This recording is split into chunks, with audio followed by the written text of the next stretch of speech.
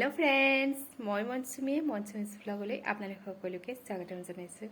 एतिया बहुत ठंडा होइसे নহয় সেইকাৰণে ডাঙৰ যে স্वेटार এটা পিন্ধি আছো আৰু এতিয়া জলফাই বতৰ আৰু হেয়ে মই জলফাই আচাৰ বনালো। কেনেকেনো বনালো হেতু আপোনালোকৰ লগতো শেয়াৰ কৰো বুলি ভাবিলো। জলফাই মিঠা আচাৰ বলকচোন চাও কেনেকেনো বনালো। আহক তেন্তে ভিডিওটো চাও। জলফাই মিঠা আচাৰ বনাবৰ বাবে মই এনেদৰে জলফাইটো বইল কৰি লৈছো। অকমান বেছিকৈ বইল কৰিছো কাৰণ জলফাইটো কোমল হ'ব লাগিব আৰু অকমান কোমল হ'লেহে মিঠা আচাৰটো খাই ভাল লাগে কাৰণ ভাগি যাব তেতিয়াহে। সেইকাৰণে মই অকমান বেছিকৈ বইল কৰিছো আৰু এনেকৈ এতিয়া শুকোৱা নাই মই বইল কৰিয়ে অকমান পানীখিনি নিয়ৰ হ'ব দিয়ে এতিয়া এখন প্লেটত মই এনেদৰে জলফাইবোৰ পিটিকি লম।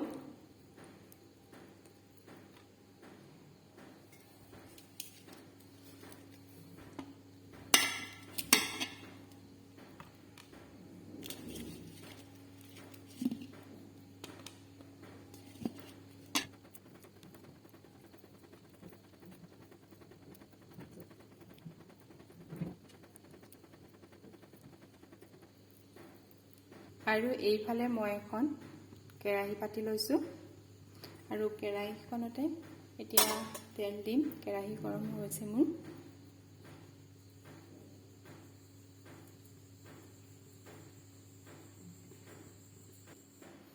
আৰু তেলত দিম এয়া মই তেজপাত, জিৰা, পাঁচফোৰণ। আপোনালোকে নিজৰ ইচ্ছা অনুসৰি দিব পাৰে আৰু এইফালে মিৰ্চ পাউডাৰ দিম।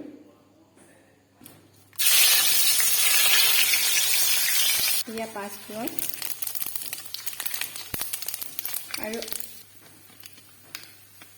আৰু অলপ এয়া মিৰ্চ পাউডাৰ দিছো আৰু কেইটামান শুকান জলকীয়া এয়া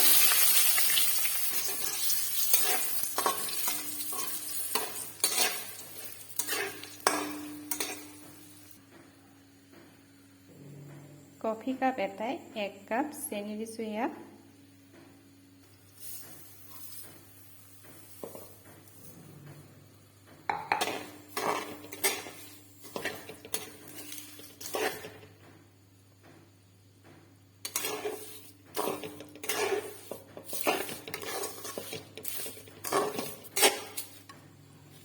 আৰু এনেদৰে এতিয়া মই চেনিখিনি গলিবলৈ দিছো।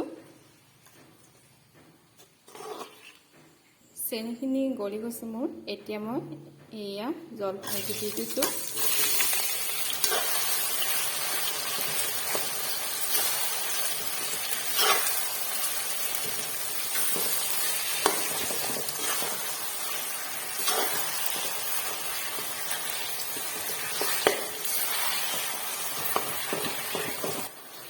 আৰু এনেদৰে জলফাইখিনি ভাঙি দিব লাগে। এনেদৰে অলপ ভিজাব লাগিব।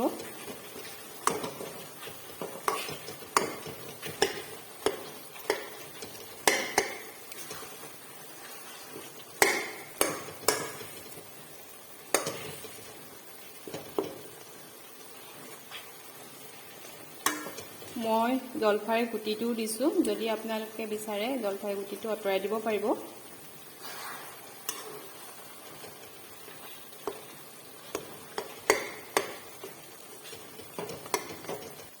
ইয়াতে মই অলপমান নিমখ দিছো।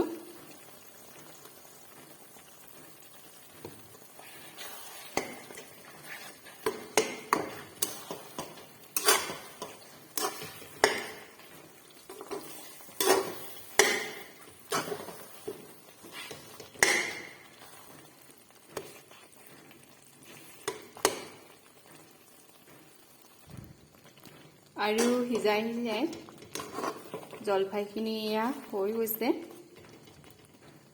মই একেবাৰে ভাঙি দিছো জলফাইবোৰ।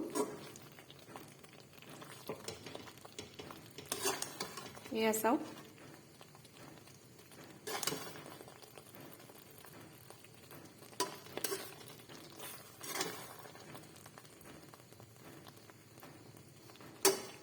আৰু এনেদৰে মই এতিয়া ঠাণ্ডা হ'বলৈ ৰাখি দিম আৰু ঠাণ্ডা হোৱাৰ পিছত এটা বটলত ভৰাই থ'ম।